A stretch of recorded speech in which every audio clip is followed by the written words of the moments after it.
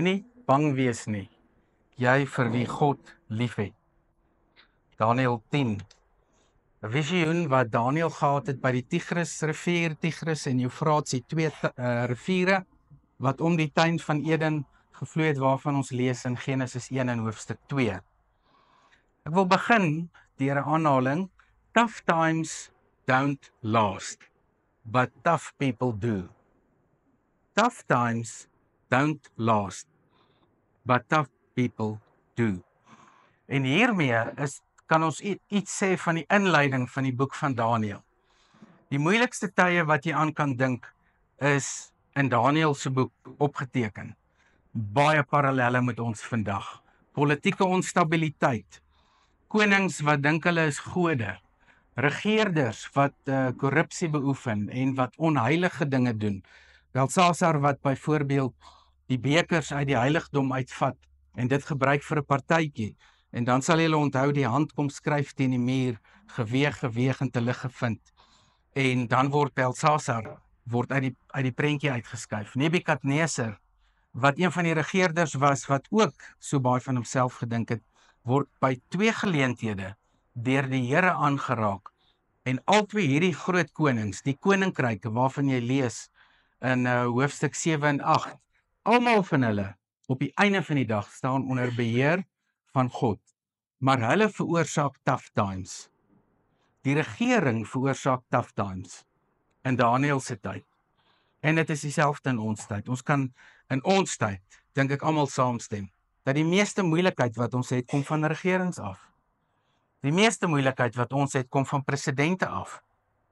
Die meeste probleme en spanning, ekonomies, sekuriteit, emosionele welstand, kom van politieke leiers af. Mense is gespanne oor wat die politieke leiers doen, met die ekonomie, met die geld wat ons gee in belasting. Dis daai tye waarin ons leef. Dis daai tye.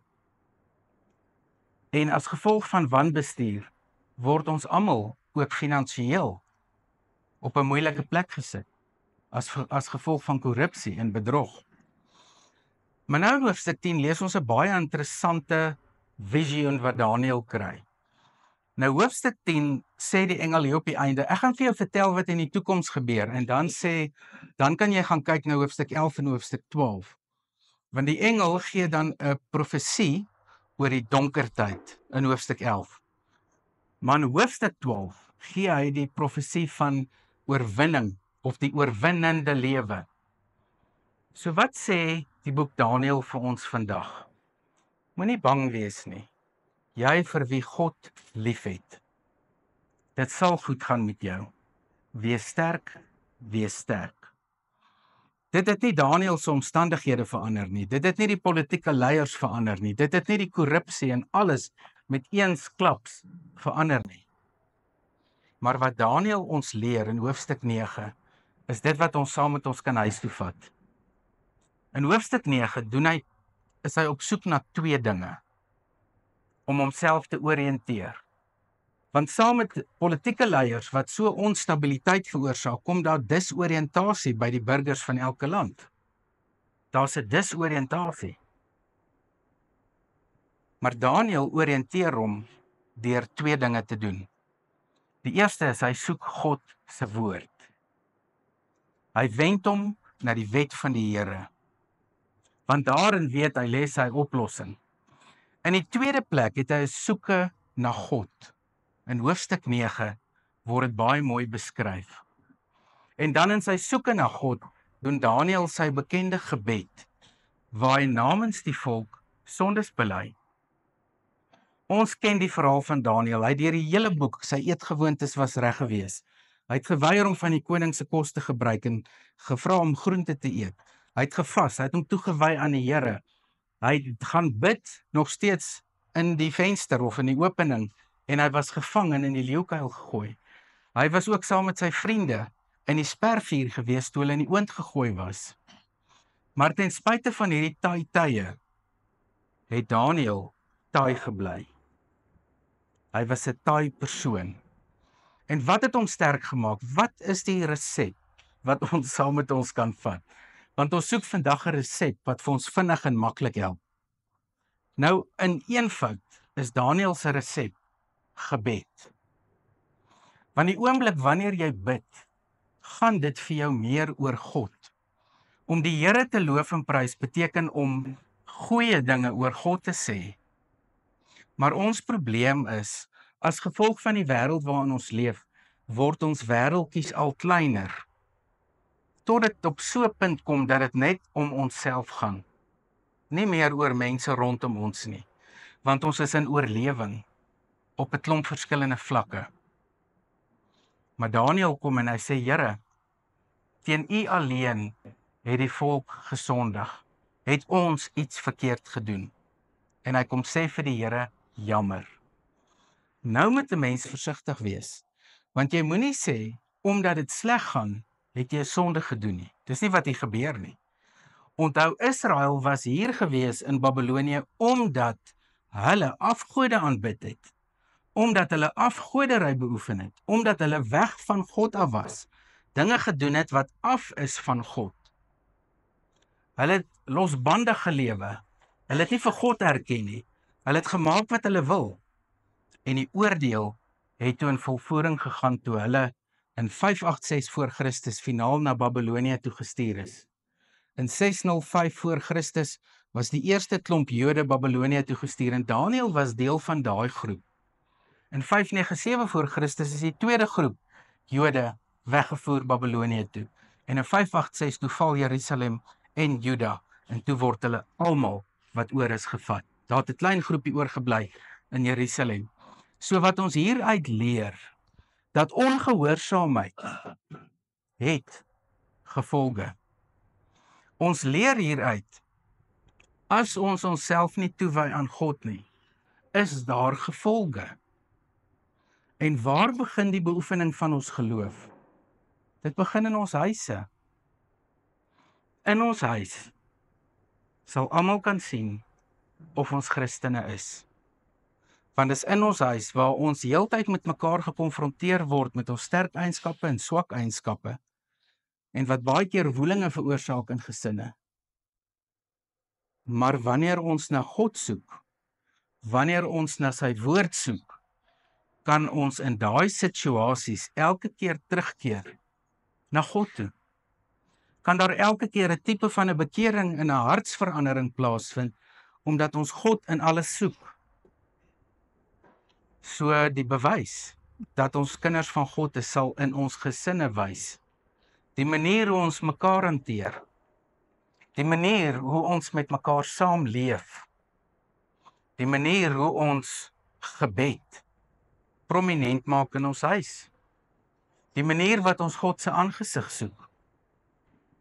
En omdat Daniel bid, sê die hemelse wese vir hom, moenie bang wees nie. Jy vir wie God lief het, dit sal goed gaan met jou. Wees sterk, wees sterk. Nou kom verskyn die engele nou aan Daniel in hoofstuk 10. Baie mense sal nou vra, waar is hierdie engele? Hoekom is die engele daar? Ons moet onthou dat die Jode geglo het dat die engel Michael hulle opgepas het. Dit is wat die Jode geglo het in hulle tyd. Ons weet, na Christus is die oorwinning in Jesus en nie in 'n engel nie. Want engele, volgens Hebreërs 1 en 2, is diensknegte in diens van God, om die kinders van God te help. Daarom kan jy nie 'n engel mee praat nie. Jy kan nie 'n engel roep nie. Jy kan nie oplees oor engele en probeer om te kyk of jy 'n guardian angel het nie. Jesus is die oorwinnaar. So wat hier gebeur, Michael, Gabriel se name word genoem, oorloë tussen die Persiese ryk en engele van Griekeland word genoem, en aangedui dat hier 'n geestesstryd aan die gang is. Agter die skerms is daar bose dinge aan die gebeur. Paulus beskryf dit ook in Efesiërs hoofstuk 6. Die mense volg die bose, die gees wat nou in die wêreld in beheer is. So Daniel moet leer, agter hierdie bose politieke leiers sit die bose self. Maar boonbehalwe die insig wat hy kry, moet hy in tweede plek die versekering verstaan dat God se engele hierdie stryd oorwin. Dat God se engele die bose absoluut vasvat en dat die bose geen mag het teen God se engele nie. En as Daniel dit verstaan, En as ek en jy verstaan, dis hoekom die wêreld so lyk. Die mense word deur die duiwel aangehits. En dit verklaar waarom al hierdie snaakse goed gebeur in die lande, in die wêreld, in mense se huisgesinne, want mense word aangehits deur die duiwel. Onthou, 'n ontkenning van die bose is 'n oorwinning vir die bose in jou lewe. As 'n mens sê, die duiwel kan niks aan my doen nie en demone kan niks aan my doen nie, dan het jy 'n probleem. Want dan wil jy persoonlik met hulle arm druk en kragte meet. Maar wanneer ons sê die bose is daar, maar ons moet dit in die regte perspektief sit van God se oorwinning oor die bose. Filippense 2, elke knie sal buig, elke tong sal erken dat Jesus Christus die Here is. Die duiwel is oorwin deur Christus. So ons lewe in die oorwinning van Christus in 'n land, in 'n wêreld wat soos Piet Nudee sê totaal mal geword het. Maar ons as gelowiges moet leer by Daniël. Ons moet leer by Daniël. Van die intrapslag in Babelonië het hy sy rug reguit gemaak. Was hy mans genoeg om te sê wie hy aanbid, waarin hy glo, wie die lewende God is en wat die lewende God van hom verwag. Hy was nie soos die populêre Christene van vandag wat sê ek moet maar versigtig wees om oor God te praat en ek weet nie eintlik wat om te sê en so aan nie. Hy was nie so nie. So ons het goddelike mense nodig soos Daniël vandag. God se mense, God se kinders wat kan sê ek maak my rug reguit. Ek aanbid die lewende God. Ek sal nie buig voor hierdie wêreld nie. Ten spyte van die wêreld waarin ek leef, sal ek nog steeds my rug reguit hou en vir die mense sê dat ek in die lewende God glo. Sal ek nie skaam wees om in my gesin te sê ons is kinders van die Here en ons moet ons so gedra, ons moet mekaar help om ons so te gedra. En dit is belangrik. Ons moet leer om God se kinders te wees in moeilike omstandighede. Dit sal goed gaan met jou, sê die engel vir Daniël. Wees sterk, wees sterk. Die hemelse wesens raak hom aan en tel hom op. En so kom die Here Jesus Christus en hy kom tel vir my en jou op deur sy gees. En hy kom leer vir ons hoe om te lewe.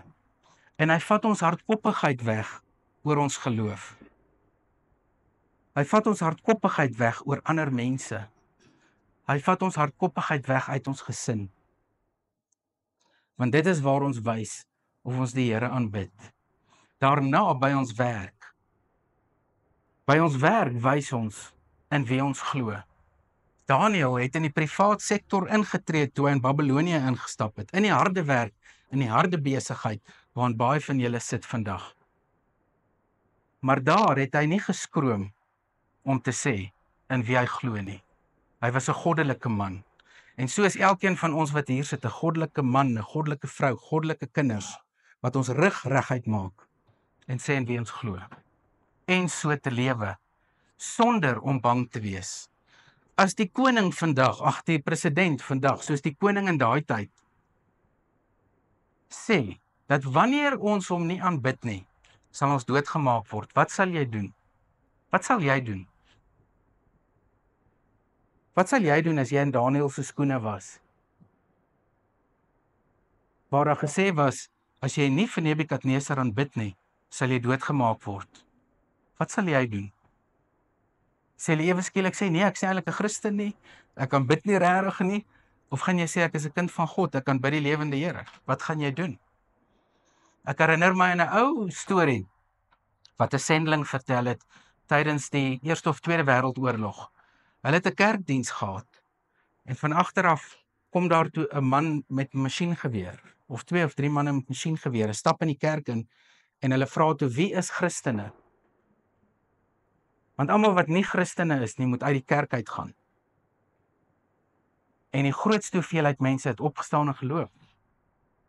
En toe hulle weg is, toe sit die soldaat sy geweer neer, toe sê hy, ek is ook 'n Christen. Ek wou net gekyk het wie is Christene hier. Want nou kan ons as gelowiges saam die pad stap. Wat sal jy en ek doen met so direkte konfrontasie? Wat gaan oor lewe en dood?